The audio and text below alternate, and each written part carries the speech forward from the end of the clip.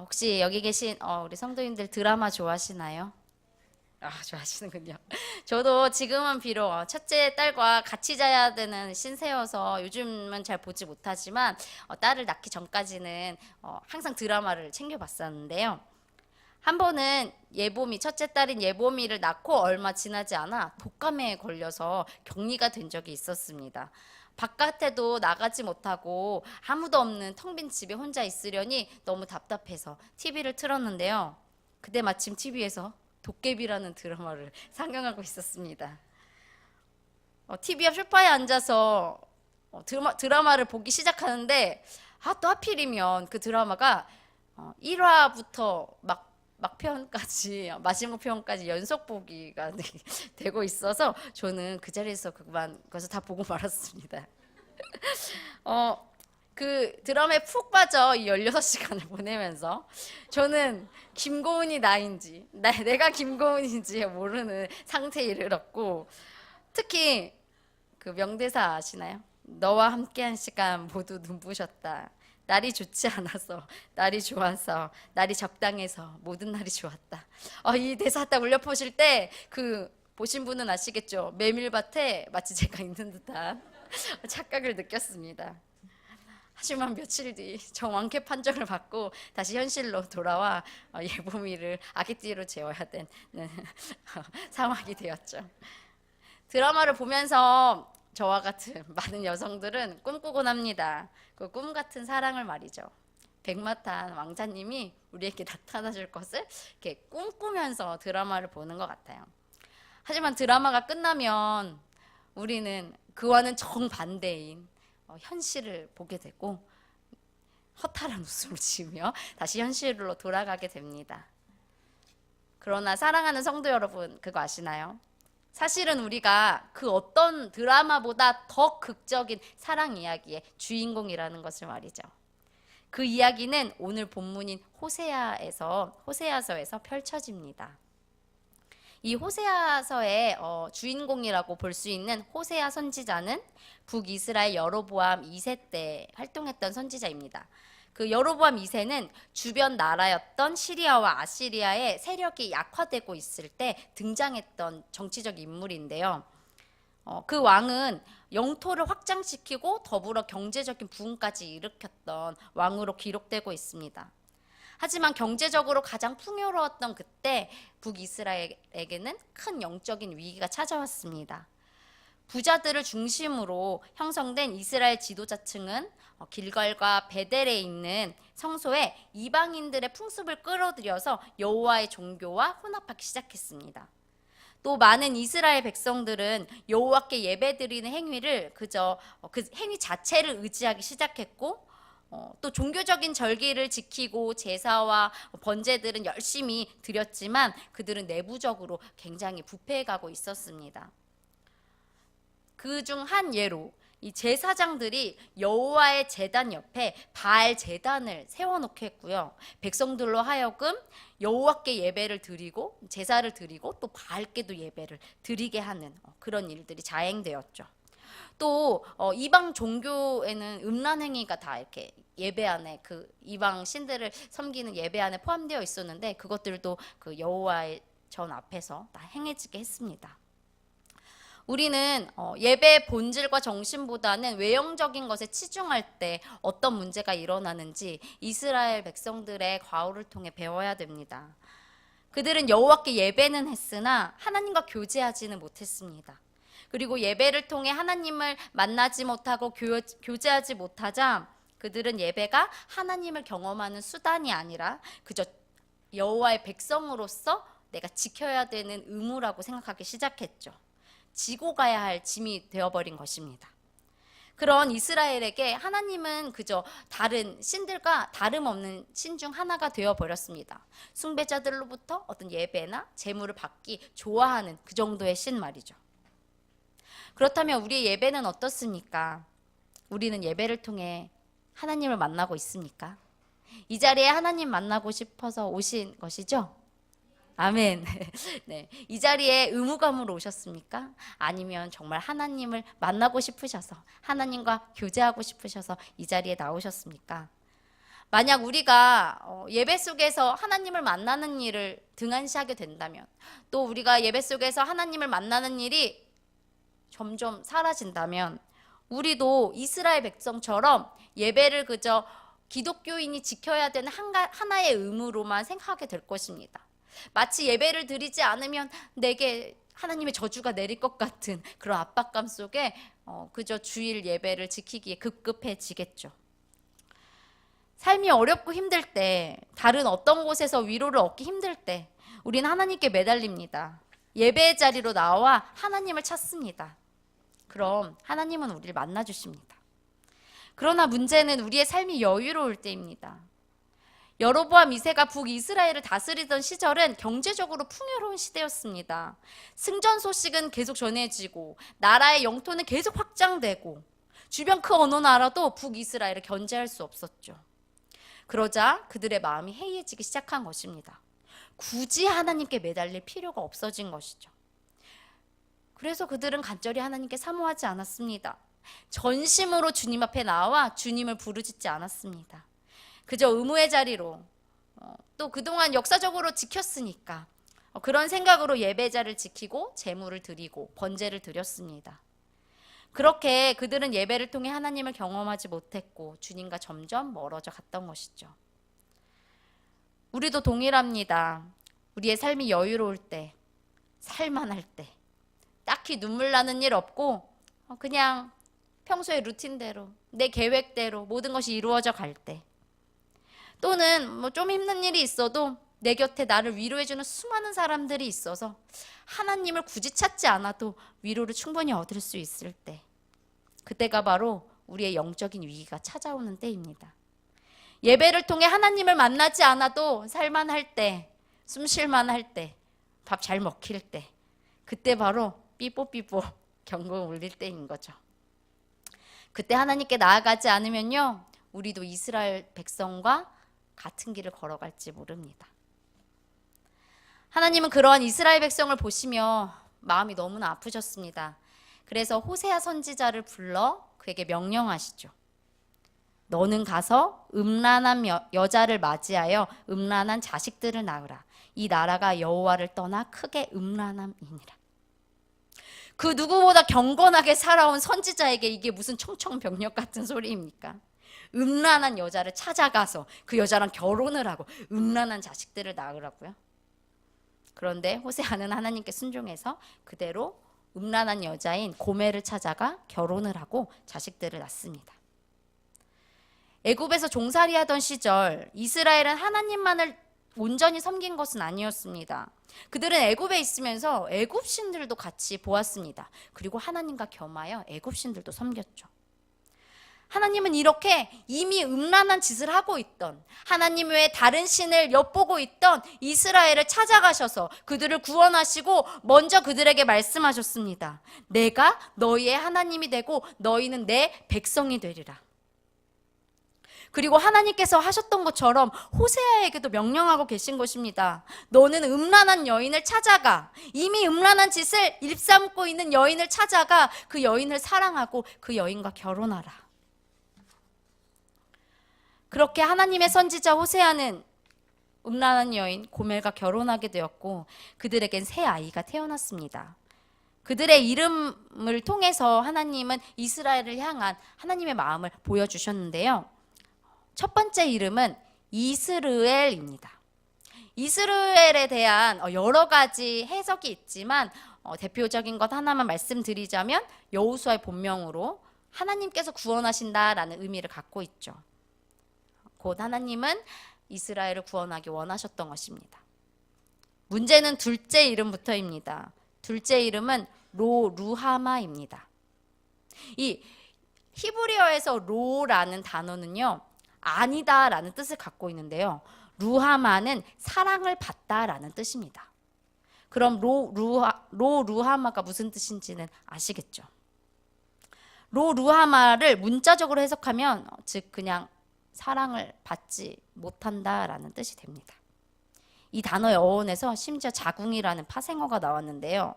즉 로루하마는 사람이 태어나면서부터 기본적으로 받아야 될 사랑마저 받지 못한다라는 뜻입니다.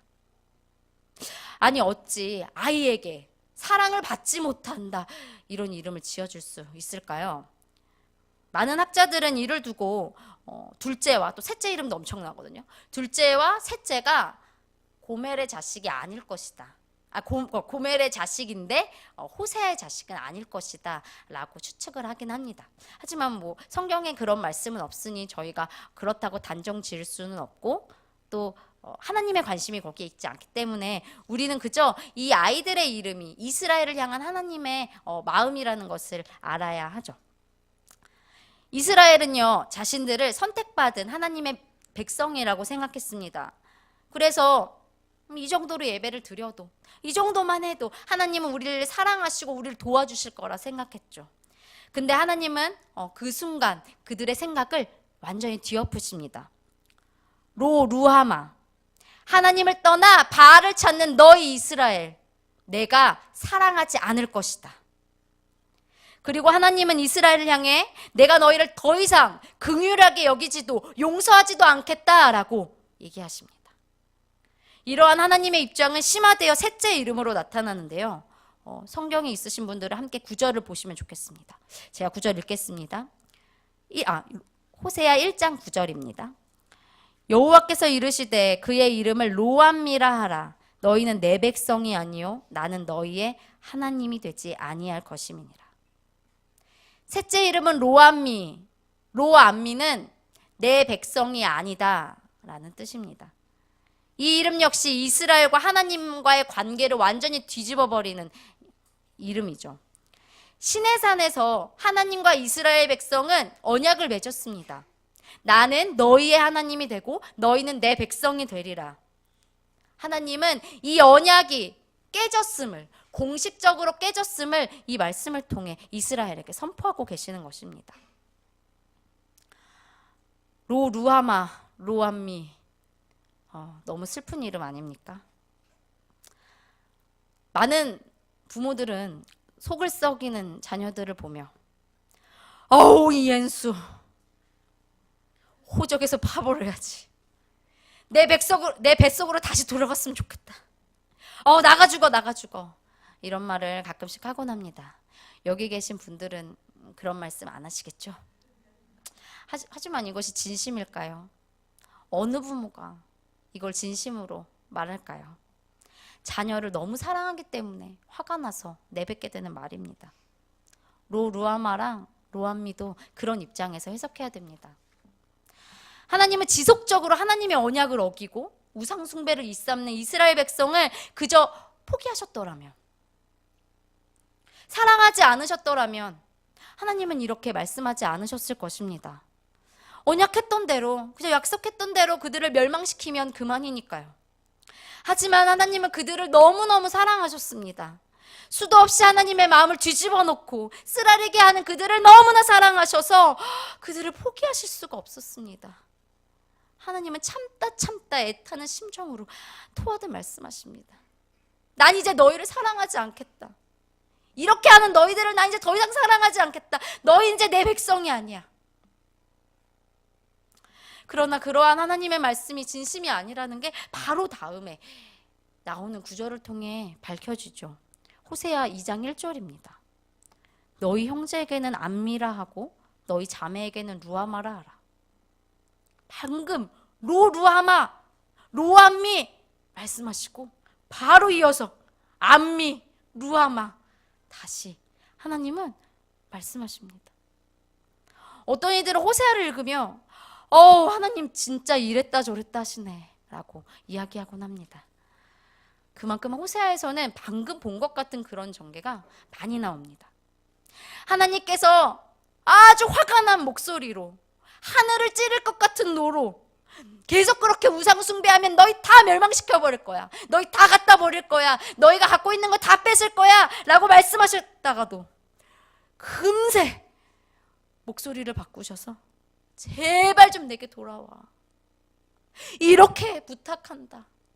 제발 내 이야기 좀 들었으면 좋겠어 라고 애원하시는 모습이 곳곳에서 발견됩니다. 하나님의 감정이 그대로 드러나는 것이죠. 계속 기회 주고 타일러도 보고 혼내도 보고, 하지만 끊임없이 악한 길로 가는 이스라엘 백성을 보며 하나님은 마음속에 있는 큰 분노로 막 불같이 호령하시고 심판을 선포하셨다가도 금방 자신의 백성들을 향한 연민의 마음으로 가득 차셔서 안타까움에 구원을 선포하십니다. 심판받는 자는 대가를 치러야 하기 때문에 힘들죠. 하지만 심판자이신 하나님은 사랑하는 자를 매몰차게 내쳐야 하기 때문에 또한 신음하십니다. 그래서 이 호세아를 읽고 있노라면 하나님이 얼마나 온갖 감정에 북받쳐 계시는지 보게 됩니다. 그렇게 호세아와 고멜이 결혼을 한 지 오랜 시간이 흘렀습니다. 아이들은 장성하여 이제 부모가 옳은 일을 하는지 그른 일을 하는지 판단하는 나이가 되었죠. 아마 사춘기는 되었을 거라 생각합니다. 하지만 엄마 고멜의 삶은 여전했습니다. 고멜은 집에 가만히 있지 못하고 결국 집을 뛰쳐나가 가출을 해서 창녀의 삶으로 돌아가죠. 자신과 아이들을 버리고 창녀의 자리로 돌아간 아내를 보며 호세아는 소리칩니다. 고멜은 내 아내가 아니며 나는 고멜의 남편이 아니다. 그리고 아내가 음란한 삶을 정리하고 돌아오지 않으면 그녀를 내칠 거라 말합니다. 사실 이 호세아의 외침은 하나님의 외침이죠. 우리가 오늘 살펴보고 있는 이 호세아 2장은 2장 읽어보시면 아시겠지만 어느 게 호세아의 말이고 어떤 게 하나님의 말인지 분간되지 않을 정도로 뒤섞여 있습니다. 그만큼 하나님과 호세아가 한 마음이 되어 있다는 것이죠. 하나님과 호세아, 자신을 버리고 다시 음란한 길로 돌아간 사랑하는 이를 향한 분노와 안타까움에 사무쳐 어쩔 줄을 몰라 합니다. 하나님은 자신을 버리고 악한 길을 선택한 이스라엘을 바라보며 무시무시한 심판을 선언합니다. 2장 8절에서 13절이 그 심판을 담고 있는데요. 하나님께서 주신 곡식과 새 포도주와 기름으로 바알을 향해 제사를 드리고 은과 금을 바알을 위해 쓴 이스라엘 향해 하나님은 선포합니다. 내가 곡식을 다시 빼앗을 것이다. 포도주를 다시 찾을 것이다. 너희 몸을 가리고 있는 그 양털마저도, 그 옷까지 하나마저도 내가 다 가져갈 것이다. 너희가 수치를 당해도 너희를 도울 리가 아무도 없을 것이다. 바알과 아세라는 너희를 도울 수가 없다. 너희의 축제가 있는 절기도 내가 다 폐할 것이다. 또한 나무들을 다 거칠게 하여 너희 먹고 살 것도 없게 할 것이다. 이 말씀은 곧 북이스라엘의 멸망이 얼마 남지 않았음을 의미합니다. 하나님은 그의 손으로 직접 구원하신 이스라엘 백성을 멸망시키기로 작정하셨습니다. 벌거벗은 채 죽어가던 이스라엘을 구원하시고 백성으로 삼으신 하나님. 하나님이 처음 애굽에서 이스라엘을 만나 이스라엘을 구원하던 날 하나님은 마치 이스라엘이 벌거벗은 채 죽어가던 갓난아기와 같다고 성경에서 묘사하셨습니다. 그렇게 벌거벗은 채 죽어갔던 이 작고 작은 아이를 거두어 구원하시고 옷 입히고 먹이고 키우신 하나님이 다시 그들을 벌거벗겨 죽게 할 거라고 말씀하고 계신 겁니다. 심판을 선포하신 하나님의 마음이 느껴지십니까? 내 손으로 직접 구원한 자를 버려야만 하는 아버지의 마음 말입니다. 저는 어렸을 때 교회를 다니며 하나님이 엄격한 분이라고 생각했습니다. 하나님을 따르지 않고 죄를 일삼는 자들은 지옥으로 보내시고 하나님을 사랑하고 하나님을 따르는 자들은 천국으로 보내시는 엄격한 분 말이죠. 하지만 성경을 알아가면 알아갈수록 하나님을 알아갈수록 하나님만큼 엄격하지 못한 분은 없겠구나 하는 생각이 듭니다. 이런 말을 해서는 안 되겠지만 하나님은 사랑 앞에서 약자 같습니다. 우리 속된 말로 연애할 때 더 사랑하는 자가 약자라고 하지 않습니까? 하나님도 그러하신 것 같습니다. 우리를 더 사랑하셔서 하나님은 더 많이 아프십니다. 더 약자이시기 때문이죠. 이 정도로 말 듣지 않고 계속 하나님한테 상처 주는 이런 자들을 그저 버리셔도 될 텐데 하나님은 도저히 그렇게 하시지를 못합니다. 때려서 혼내서라도 어떻게든 품에 끌어안고 다시 품에 안으시려는 하나님의 사랑이 여기서 보입니다.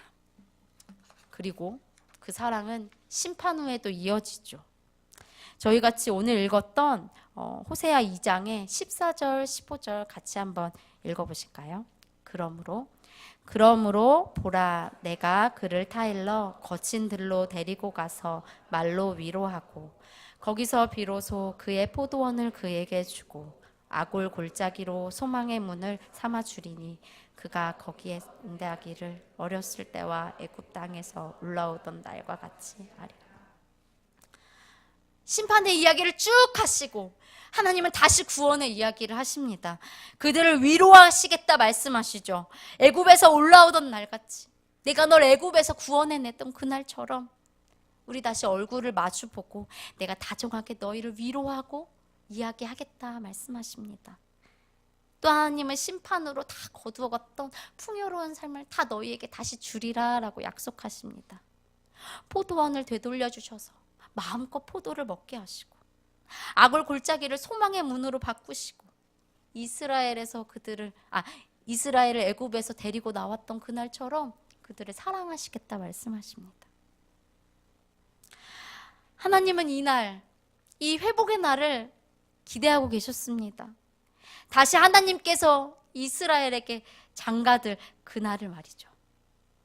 하나님과 주의 백성이 다시 사랑하게 되는 날, 너는 나 주를 알게 될 것이다 라는 이 20절 말씀은 하나님이 무엇을 소망하고 계신지를 잘 보여줍니다. 저희 같이 2장 20절 같이 읽어보실까요? 진실함으로 내게 장가 들리니 내가 여호와를 알리라. 여기서 알리라는 사랑을 나누리라 라는 뜻입니다. 하나님은 이스라엘과 다시 사랑을 나누고 싶으셨습니다. 하나님의 큰 사랑을 이스라엘이 깨닫고 감격하는 모습을 보고 싶으셨습니다. 사랑하는 성도 여러분, 하나님이 우리에게 기대하시는 것은 아주 단순합니다. 그것은 바로 우리가 더 하나님을 알아가는 것, 우리가 하나님과 더 사랑을 나누는 것입니다. 우리가 교회를 바로 세우고 가정을 믿음으로 세우고 또 직장에서 본이 되게 살아야 하는 이유는 다른 것이 아니라 우리가 하나님과 더 깊은 사랑의 자리로 나아가기 위함입니다. 사도 바울은 복음을 전했다는 죄로 로마 제국의 수도인 로마로 이송되어 죽음을 기다리고 있었습니다. 평생 주님의 일을 하고 주님을 알아왔던 바울이 죽기 전에 마지막으로 소망했던 것이 무엇일까요? 그것은 바로 예수를 더 아는 것이었습니다. 우리가 왜 교회를 섬겨야 합니까? 우리가 왜 예배를 드려야 합니까? 우리가 왜 신앙생활을 열심히 하고 내게 맡겨진 가족들을 충실히 섬기고 내 자녀를 양육하고 또 내 직장에서 최선을 다하며 살아가야 합니까? 그건 바로 하나님과 사랑을 더 깊이 나누기 위함입니다. 사랑하는 성도 여러분, 오늘 우리는 호세아 1, 2장을 통해 음란한 이스라엘을 끝까지 사랑하시는 하나님의 사랑을 보았습니다. 처음부터 음란했던 이스라엘을 찾아가셔서 먼저 사랑하셨으나 이스라엘은 음란한 길에서 떠날 줄을 몰랐습니다. 마치 음란한 여자가 남편과 결혼하고 아이를 낳은 후에도 여전히 다른 남자를 찾아 헤매는 것처럼 말이죠. 그러나 남편 하나님은 아내를 포기하지 않습니다. 때때로 그녀를 향한 분노를 나타내고 심판을 외치지만 그것이 끝은 아닙니다. 다시 창녀의 삶으로 돌아가 음란한 짓을 일삼다 나이가 들어 이용가치가 사라지자 포주에게 버림받아 노예 시장에 나오게 된 아내를 남편은 찾아가 자신의 재산을 다 팔아서 그녀를 다시 사옵니다. 그리고 그녀에게 아내가 되어주길 청하죠. 하나님은 이렇게 우리를 사랑하십니다. 우리의 진정한 남편 되시는 하나님은 이렇게 지독히도 우리를 사랑하십니다. 이 중에 의로워서 구원받으신 분 계십니까? 구원받을 만해서 구원 얻으신 분 계십니까? 우린 모두 음란한 자였습니다. 우린 죄를 쫓는데 급급했던 자였습니다. 절망과 어둠이 짙게 내리앉았던 인생들이었습니다. 그러나 죄가 하나도 없으신 그분이 죄 많은 우리를 먼저 찾아와 주셨습니다. 그리고 우리의 아버지가 되어주시겠다 했습니다. 우리는 하나님의 자녀가 된 이후에도 때때로 하나님을 잊고 세상 가운데 살아가며 세상 사람들과 같은 생각을 하고 그 길을 쫓아가지만 하나님은 우리를 포기하지 않으셨습니다. 그리고 아마 우리가 죽을 때까지 우리를 놓지 않으실 것입니다. 이 사랑을 안다면 우리가 어찌 다른 남편을 찾아 기웃거릴 수 있을까요? 이 사랑을 우리가 진짜 안다면 어찌 하나님과 사랑을 나누는 일에 소홀할 수 있을까요?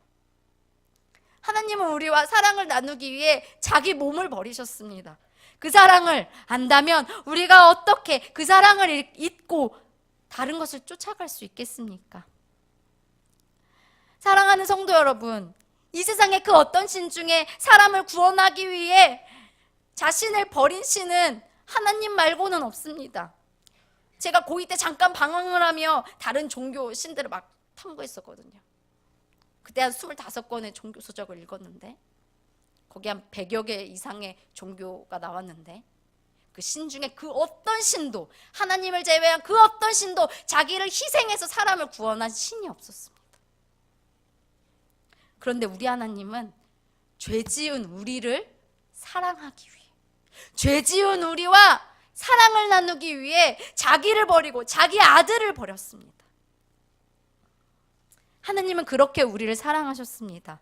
너무 사랑해서 우리를 버리지 못하셨습니다. 그냥 우리를 버리고 새 인류를 만드셨으면 아주 편하셨을 텐데, 그냥 여길 다 멸망시켜버리고 또 다른 지구를 만드셨으면 되셨을 텐데, 하나님은 우리를 너무 사랑하셔서 그렇게 하지 못하셨습니다. 저의 이모에게는 두 자녀가 있었습니다. 남자애와 여자애.